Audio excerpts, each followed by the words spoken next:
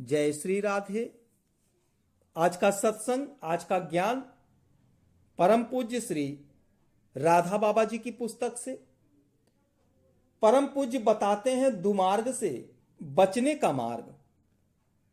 परम पूज्य कहते हैं जैसे किसी स्रोत में एक ओर से जल आ रहा हो, हमने निश्चय किया कि अमुक दिशा की ओर से जल नहीं जाने देंगे और फिर उस ओर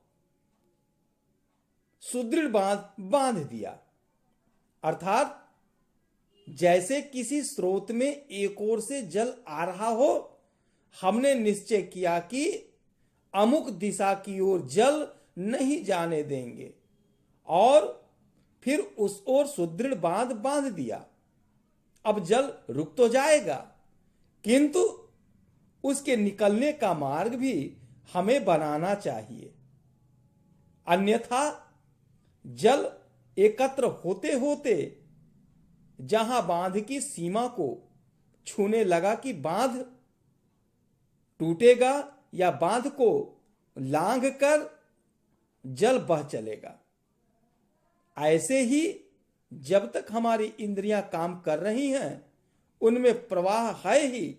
यदि हमने इच्छा शक्ति का प्रयोग करके उन्हें किसी ओर जाने से रोक भी दिया तो इसका यह अर्थ नहीं कि उनका उस ओर का प्रवाह बंद हो गया हो, भले ही हमें दिखे नहीं, पर उसकी गति सतत उस ओर ही है। इसलिए हमें उचित है कि उस ओर से रोकने के साथ ही साथ तुरंत हम उन्हें प्रभु की ओर मोड़ दें। वे उस ओर मुड़ गई, मुड़कर प्रभु से जुड़ गई, तब फिर तो सागर से मिले हुए सोते की भांति सदा के लिए प्रभु की ओर ही बहती रहेंगी।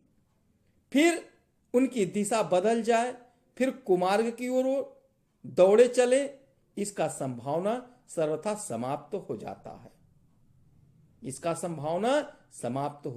है।